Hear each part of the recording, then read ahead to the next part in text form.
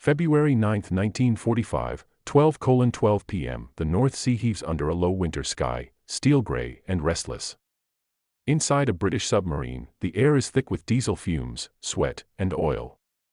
Condensation drips from cold metal pipes. The deck vibrates softly beneath bare boots as electric motors hum, steady but tense. Men whisper. Every sound feels amplified. Somewhere ahead, hidden beneath the same dark water, a German U-boat is moving, slowly, cautiously, unaware that history is about to turn on a calculation lasting just 4 seconds. By early 1945, the Battle of the Atlantic has entered its final, strangest phase. Germany's U-boat fleet, once the terror of Allied shipping, is battered and shrinking. Allied radar, sonar, aircraft patrols, and improved tactics have pushed submarine warfare into a deadly chess match beneath the waves. Survival now depends on silence, patience, and precision. One mistake can mean annihilation. The British submarine stalking these waters is HMS Venturer, a V-class submarine commanded by a 25-year-old lieutenant named James "Jimmy" Launders. Young for such responsibility, Launders carries the weight of dozens of lives on his shoulders. He is methodical, calm, and deeply analytical, traits that will soon matter more than anyone on board can imagine. Venturer's mission is defensive but critical. Allied intelligence has warned of an unusual German submarine operating off the coast of Norway. This is not a standard attack boat hunting convoys. It is U-864, a Type IXD-2 submarine on a secret mission known as Operation Caesar. Her cargo is extraordinary: advanced jet engine components, guidance systems, Mercury for detonators, and German engineers bound for Japan.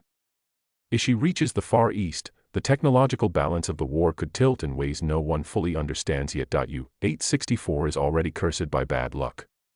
Shortly after leaving Kiel, she runs aground, damaging her hull. Repairs delay her mission, and Allied intelligence, intercepting encrypted German communications, begins to piece together her route. British command sends Venturer to intercept, knowing this could be a rare chance to stop a high-value target before it disappears into the deep ocean. The hunt begins quietly. For days, Venturer patrols submerged, conserving battery power, moving slowly to reduce noise. The crew listens more than they look. Sonar pings are avoided whenever possible. Passive hydrophones become their eyes, translating distant propeller noises into ghostly echoes inside headphones. Then, faintly, a sound appears. Not the rhythmic thrum of a merchant ship. Not the chaotic rush of surface escorts. It is precise. Mechanical. Subtle. A submarine. U-864 is also submerged, something almost unheard of during an engagement between two submarines at this time. Sub-on-sub combat is exceptionally rare in World War II, and when it does happen, one vessel is usually on the surface. Here, both predators are blind, relying entirely on sound, geometry, and instinct. Venturer tracks the noise carefully. U-864 is zigzagging, an evasive maneuver meant to confuse attackers. Every course change alters the invisible geometry between hunter and hunted.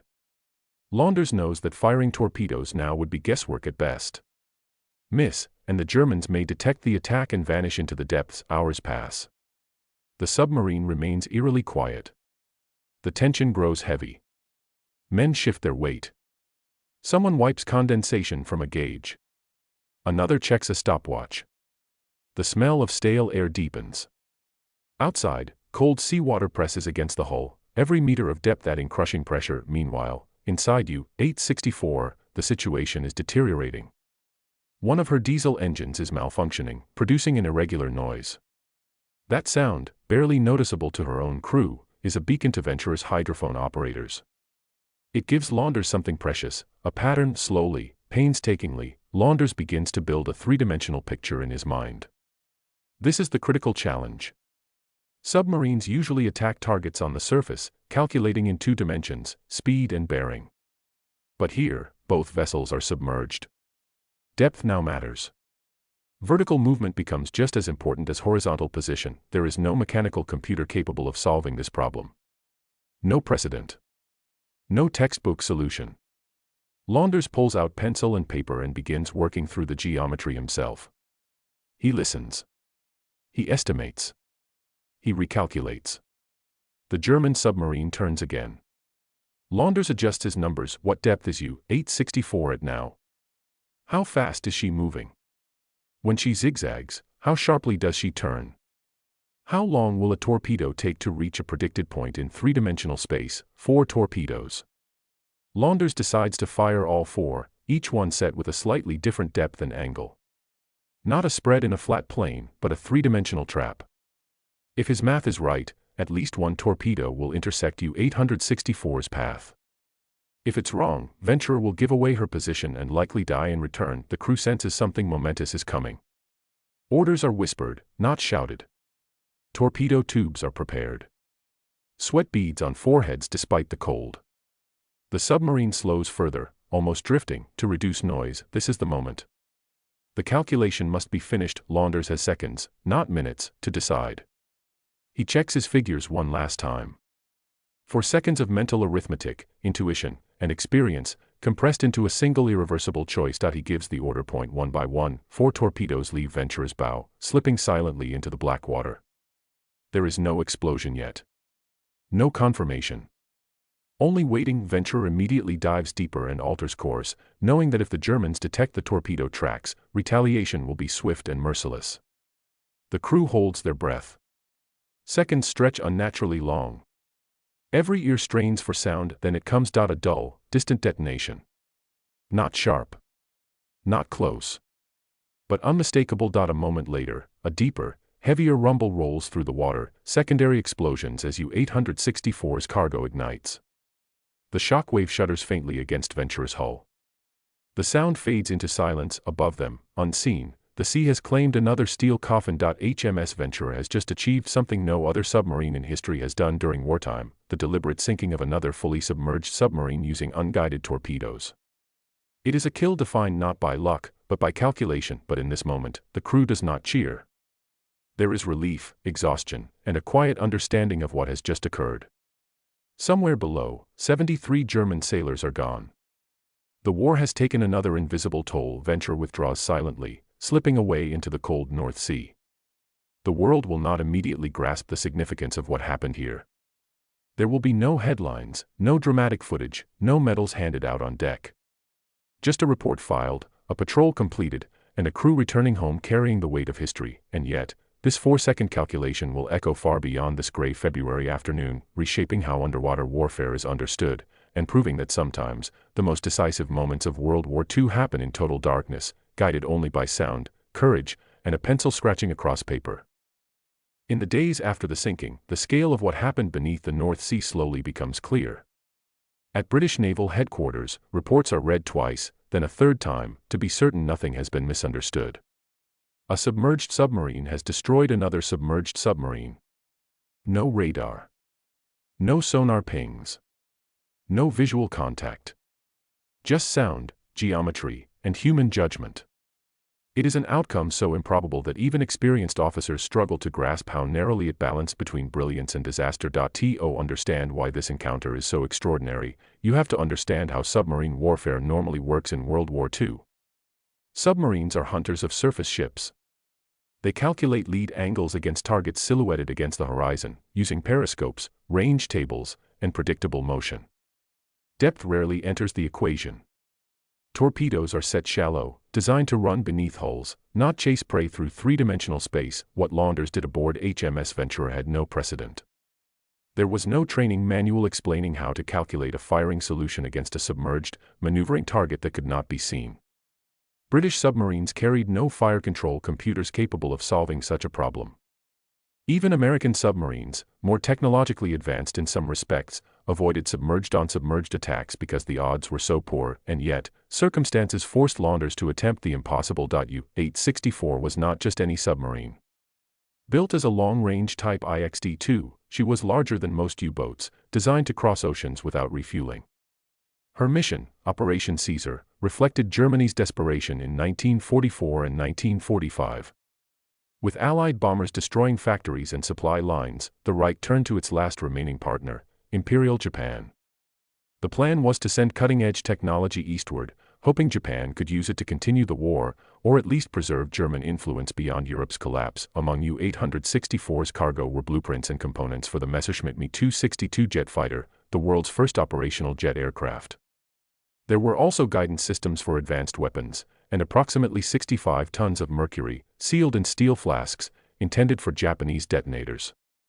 The submarine even carried German engineers tasked with explaining how to use this technology once it arrived. If U-864 reached Japan, it would not change the outcome of the war, but it could prolong it. That was reason enough for Allied intelligence to intervene. British codebreakers at Bletchley Park had intercepted German communications hinting at the mission. While not every detail was known, enough pieces fell into place for Naval Command to recognize the threat. Venturer's patrol area was chosen carefully, based on likely transit routes along the Norwegian coast. Even then, intercepting U-864 was far from guaranteed. Submarines vanish easily. The ocean is vast. Most such missions ended in nothing but empty water and exhausted crews. What tipped the balance was mechanical failure. U-864's damaged engine forced her commander to remain submerged for longer periods and operate at reduced efficiency. The irregular engine noise gave Venturer's hydrophone operators something they could track with confidence. In submarine warfare, sound is everything. A single misfiring cylinder can mean the difference between invisibility and death. Still, sound alone was not enough. Launders had to estimate U-864's depth, a variable almost impossible to determine precisely without active sonar, which he dared not use. Active sonar would announce Venturer's presence instantly. Instead, Launders relied on subtle changes in sound strength and frequency as the German submarine maneuvered. When U-864 zigzagged, she was trying to throw off a surface attacker. But against Venturer, the maneuver revealed a pattern. Each turn created predictable intervals. Each change in propeller pitch hinted at speed and depth adjustments. Launders began to anticipate the moves, not by certainty, but by probability. This is where the 4-second calculation becomes legendary. After hours of tracking, Launders realized the firing window would be brief. Battery power was limited. U-864 might change course again or slip into deeper water. There would be one chance. He did not calculate a single solution. He calculated 4, each one offset slightly in depth and angle. This created a vertical fan of torpedoes, something almost never attempted. Each torpedo was launched with a gap of seconds between them, timed so their paths would intersect where Launders believed U-864 would be. The torpedoes were unguided. Once fired, they could not adjust. There was no homing system. No correction. The math had to be right the first time. On U-864, the crew heard the torpedoes coming. Hydrophone operators detected the faint whine of propellers slicing through water. The commander ordered evasive action, turning sharply and diving deeper. For a moment, it worked. 3 torpedoes passed harmlessly behind or above, the 4th did not. At approximately 12:14 p.m., one torpedo struck U-864 amidships. The explosion ruptured the pressure hull. The Mercury cargo detonated secondary blasts, tearing the submarine apart. She broke into sections and sank rapidly, killing all 73 men aboard almost instantly. Venturer did not witness the destruction. No submarine ever sees its kills directly. Confirmation came only through sound, first the explosion, then the unmistakable crackling collapse of a hull imploding under pressure. Silence followed. For Launders and his crew, the danger was not over. Any sudden noise could attract enemy patrols. Venturer withdrew quietly, running deep, conserving power, and avoiding detection. Only when they were safely away did the enormity of what they had accomplished begin to sink in. Back in Britain, the event was recorded with understated precision. There was no public announcement. Wartime secrecy remained paramount. Even many within the Royal Navy did not immediately grasp how rare the encounter was. Historians later confirmed that this remains the only known instance in World War II of a submarine deliberately sinking another submarine while both were fully submerged. Not an accident. Not a surface ambush. A calculated underwater kill. There is also a darker legacy. The wreck of U-864 was rediscovered decades later off the coast of Norway, broken into sections on the seabed. The Mercury cargo, still sealed in corroding flasks, began leaking into the surrounding environment. Norwegian authorities have since debated how to deal with the site, whether to raise the wreck, entomb it, or leave it undisturbed. Even now, the consequences of that 4-second calculation continue to ripple forward in time. For Launders, the recognition came quietly. He was awarded a bar to his Distinguished Service Order, an honor acknowledging exceptional leadership and bravery. He continued his naval career, later becoming a respected instructor. Yet he rarely spoke publicly about the sinking. Like many veterans, he carried the memory privately. What makes this story endure is not just the technical achievement, but the human one. In an age before digital computers, before simulations and predictive software, a young officer trusted his mind under unbearable pressure. He listened. He calculated. He committed 0.4 seconds. That was all it took to decide the fate of 2 submarines, 2 crews, and a chapter of naval history that would remain unmatched for generations, waiting silently beneath the waves, until someone finally listened closely enough to hear it. The war moves on quickly after the sinking, but moments like this never truly fade. As 1945 grinds toward its violent conclusion, the oceans grow quieter. German U-boats become rarer sights, many trapped in port by fuel shortages, others hunted down by overwhelming Allied technology.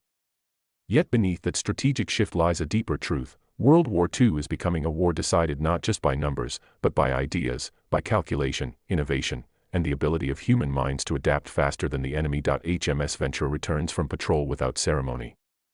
There is Northwest Victory Parade. No dramatic announcement over the radio. Submarine warfare is, by nature, invisible.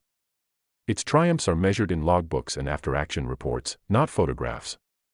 The crew disperses to new assignments, carrying with them the memory of a sound heard once and never forgotten. James Launders submits his report with clinical clarity. Bearings. Estimated depths. Firing intervals. Outcomes. The language is precise, almost cold. It has to be. Navies run on facts, not feelings. And yet, between the lines, senior officers recognize something extraordinary. Launders did not simply react, he reasoned. He treated the ocean like a three-dimensional problem space at a time when most doctrines still thought in flat planes. In quiet rooms far from the North Sea, naval tacticians take note. The engagement is studied, not for replication, because it is nearly impossible to repeat, but for what it represents. It proves that submerged combat is not just theoretical. It proves that geometry, patience, and disciplined listening can replace sight. And it foreshadows the future of naval warfare, where submarines will hunt other submarines using mathematics as much as weapons. For the German Navy, the loss of U-864 is one more blow in a collapsing system. Operation Caesar dies on the seabed.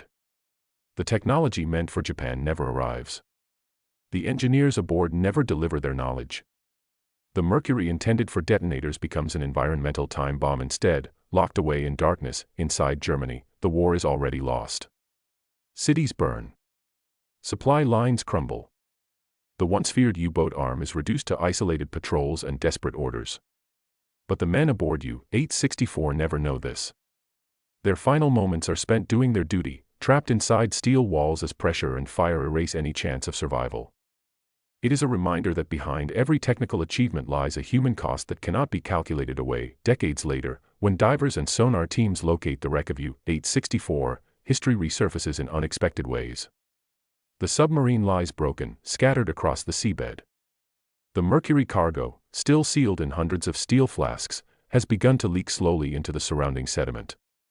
Norwegian authorities face a dilemma that blends past and present: disturb the grave and risk contamination, or leave it untouched and allow the poison to seep outward. The debate continues for years.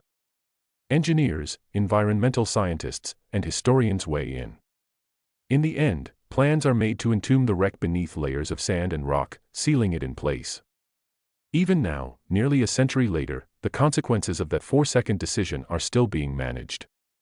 War, it turns out, does not always end when the shooting stops. For historians, the Venturer U-864 encounter becomes a case study taught in naval academies around the world. Not because it should be copied, but because it demonstrates something fundamental about combat under uncertainty. Launders did not have perfect information. He did not have advanced tools. What he had was time, measured in seconds, and the discipline to use it. Submarine commanders after the war would have computers, advanced sonar arrays, and guided torpedoes capable of adjusting course mid-run. But the core principle remains unchanged: decisions are still made by humans, often in isolation, under pressure, with incomplete data. The technology evolves.